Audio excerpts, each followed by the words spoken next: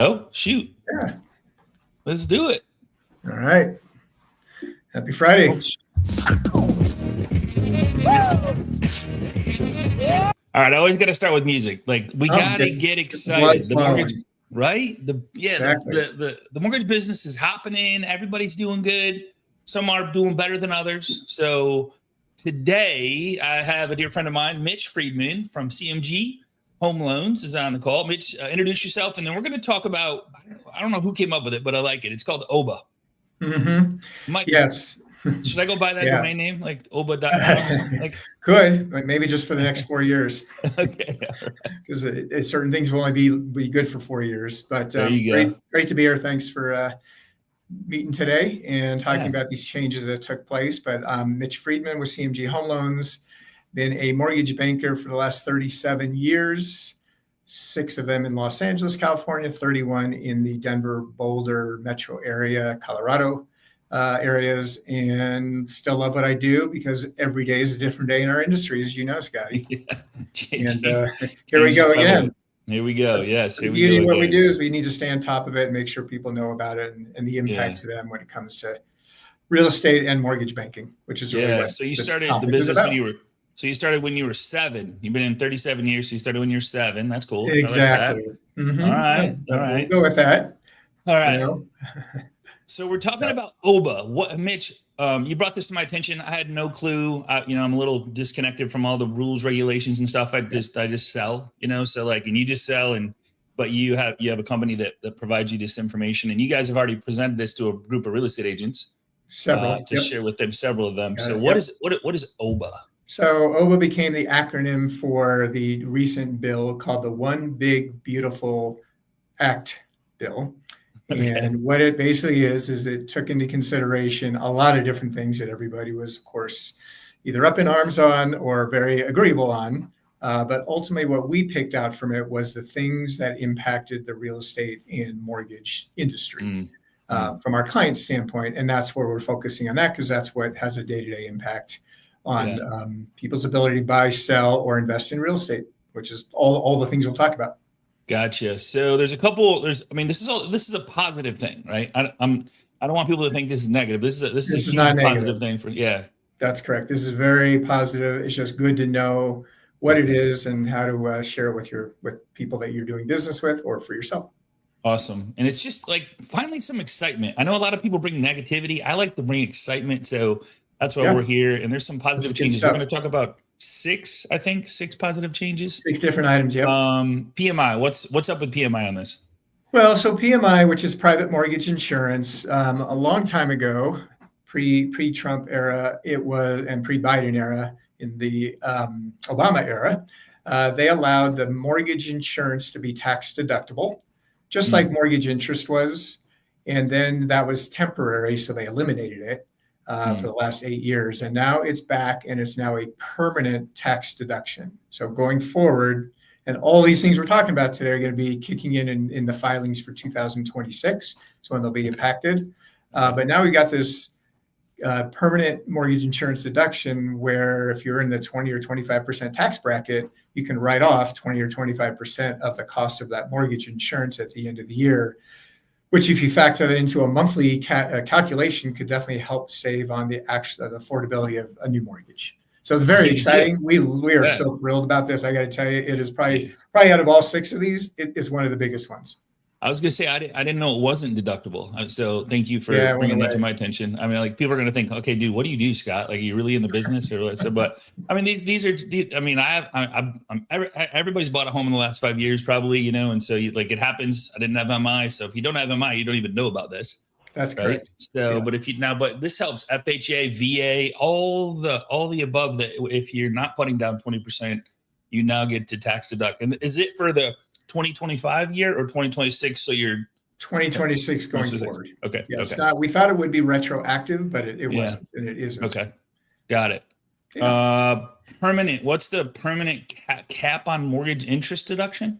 Yeah. So also a long time ago, they put a cap on it. And if you borrowed up to $750,000 as your mortgage amount, you could then deduct that interest as well on your tax returns. there had been talk about maybe increasing that to $1 million. There was also talk about either eliminating it or reducing it as well. So the good news is, one, they kept the same level, but two, they made it permanent, because also that was going to shift after this year. So now it's going to continue to go on permanently for however long, people have mortgages and want to write off that interest. So that's another really, really positive impact on just peace of mind, knowing that you get to deduct some of your interest that you pay. Very cool. Okay. So that's not going away. So that's positive. All right. Good. Yes. Okay. Salt. Never heard it called that, so, but let's talk about salt. Salt and, is salt good for your body? Probably, yes. You need it. Too much is not good, and too little is not good.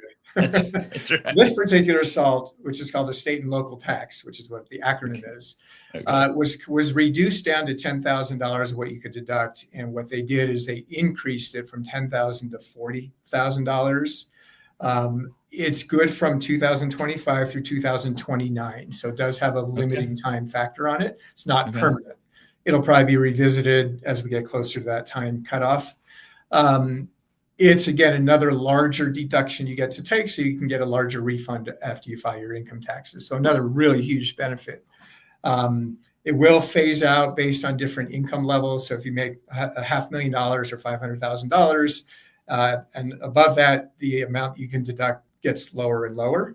But for the majority of my clientele base, that is not going to be too impactful, and people can take advantage of that. So another really nice increase. That's the one that actually got battled pretty hard in the Senate and the House. A lot of people did not want that to go up like that, because that's a huge increase to be able to deduct. So it's just less revenue by the IRS coming into the government. So explain how that works. So is this on a sale of a home? So if I sell a home and there's a capital, no? Okay. No, this is just on a traditional deduction. So if you wrote off $40,000 in deductions, you got to do that. But you couldn't go over 10,000 previously. Got it. Oh, wow. That's a huge deal. So it's a big it's a big deduction benefit. Yep. And that's a 4 year, that's only 4 years. So it's not permanent. Okay. Okay. Yeah. So the PMI is permanent. The 750 cap is permanent. And then the state and local tax is a 4 year deal. So take advantage of it. Okay. Yep. And I think they'll see how it plays out and what impact it has. So whether they'll extend that further after these 4 years go by. Awesome. Yeah. 1031 exchanges. That what happened with that? Well, if everyone understands the 1031 tax exchange, so a tax exchange basically is you're selling an investment property and wanting to buy another investment property and defer paying any income taxes on the gains that you made based on the equity position in that property. So there was talk about eliminating that. Every time we have a new president, it gets talked about again, one of these things, as does the mortgage interest deduction. There are a lot of talking points, a lot about negotiations. And the good news is, again, another really positive point is that they didn't change anything. So you can continue to do these exchanges of one property for another property and nothing changed on that. So you can defer those taxes continuously at this point in time, which is another capital gains. Because so how people are doing is they're taking an investment property. They got a ton of capital gains. They bought it for A, sold it for Z, ton of money in there. Instead of paying capital gains on that increase, they roll it into a new house. That's correct. Of less or equal or less or more value, or the same or more value or something like that. It has to be a similar type of property. So from it has to be an investment. I mean, you can go from single family commercial. You could even go into a business with that and defer that gain. Awesome. But it does have to remain an investment property. It can't become an investment to a primary residence. Okay. That changes the outcome at that point. Okay. Yeah. So it's another big deal, especially for investors who buy and sell and move their money around frequently. Right. Yep. Good stuff. Yeah. All right. And is that permanent, or is that just a year? That's just a president thing? Well, at the moment it's permanent until they come back and make it. Okay. Yeah. I guess everything's permanent until they change it, right? Exactly. This seems pretty cool. Permanent 20% deduction for qualified business income. Yeah. So this is a really interesting one. And I've had personal experience with my business partner. If you have several rental properties, and if you are the manager of those properties, you can look at continuing. So there's a deduction to call it, if that's your business, of 20% of your income. and up to that amount. And so it is still very strenuous in how you have to prove and document that. And I'm talking about this more from the real estate perspective. If you're a realtor or a professional real estate investor, and that's your business, you get to maintain that deduction. But they made this permanent, and before it was not permanent, and that's another huge benefit.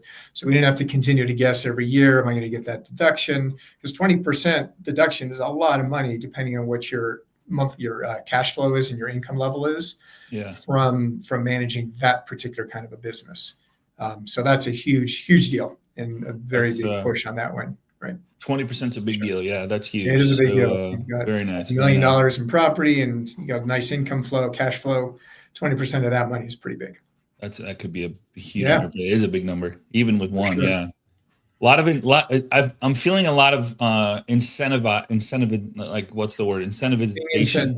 Incentive yes. And just incentive to buy a primary resident, PMI deduction, tax write-off. Like there's a lot of things that they're trying to do to stimulate the economy to get people back into the home buying mode, even though the rates aren't going down. These are incentives that increase. It's a silver lining to what's happening right now, in my opinion. And we are back in the mode of talking to our clientele about these items again. Because we couldn't before, because they didn't exist as far as the PMI goes in that case. So, cool. And then the last one, big dollars, Scotty. What does $5 trillion look like on paper? A lot of zeros. I don't have enough paper, so a lot of zeros. We couldn't spend it. Quantum computing comes in. That's right. AI could help. So they raised the debt ceiling to where it could go up to $5 trillion. And why is that good and why is that not good? Because there are two sides of that equation. The good side of it is it's a known number now, and then not this continuum of, are we going to be able to meet the obligations? Is there going to be a cutoff date? The market does not like uncertainty, and that was a lot of uncertainty every time they came up against this. So now that they at least have this number for the moment, that gives certainty and a lot of stability to the markets, which is all we can ask for, especially what's going on in the world today with all the uncertainty that has nothing to do with the financial side of things, more global and geopolitical side. So even though it's a very large number, and more debt is not always favorable, at the same time, it also gives that stability. That's the favorable side. The downside is it's a lot more debt. We've got to service that debt. And how do we pay for that debt? Right? So that's not for this conversation today, but that's definitely got two sides to it. But we're seeing it as, at least we know what to expect going forward for the next several years, whatever it takes to exhaust that money. Gotcha. So what I'm hearing from this, Mitch, just to kind of clarify what you're doing with your database is, if you have anybody sitting on the fence thinking about buying, going, man, rates just, and they don't understand appreciation, and you're educating them and trying to, like, it's still scary, right? Mm-hmm. So now we can add in the tax deduction from the MI if they don't have the money to put the 20% down. That seems like a huge incentive, and that could be a big number. I mean, the PMI is not cheap.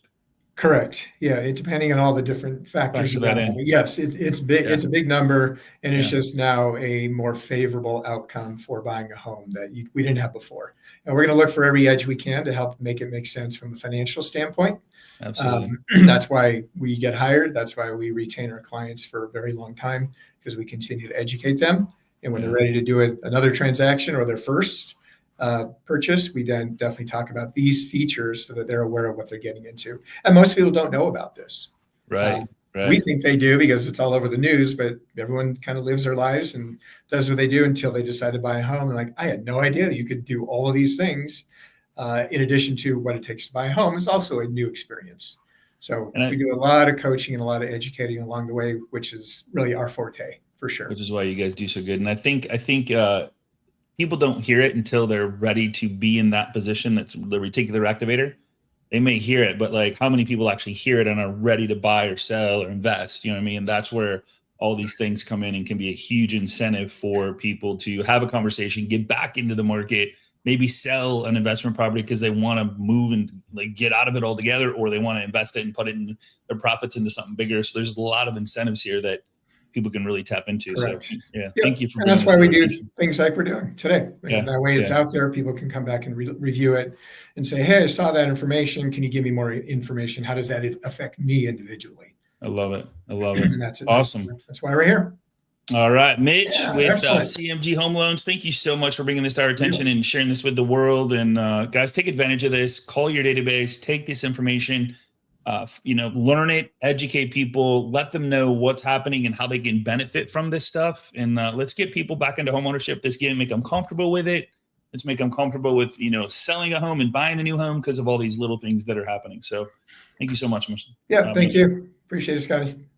All right, guys, we'll see you guys Monday morning on MLO Live Show. Go to MLOLiveshow.com. Just so if you don't know what that is, we do every single Monday through Thursday at 9 a.m. just to get your morning started with, I got some amazing guests next week. So make sure to tune in. Go to MLO Live to sign up. It's a Zoom call, and we'll see you there. Everybody have a great weekend. Be safe. And Mitch, thank you again so much. Appreciate it, my friend. Thanks, Scotty. Have a good weekend.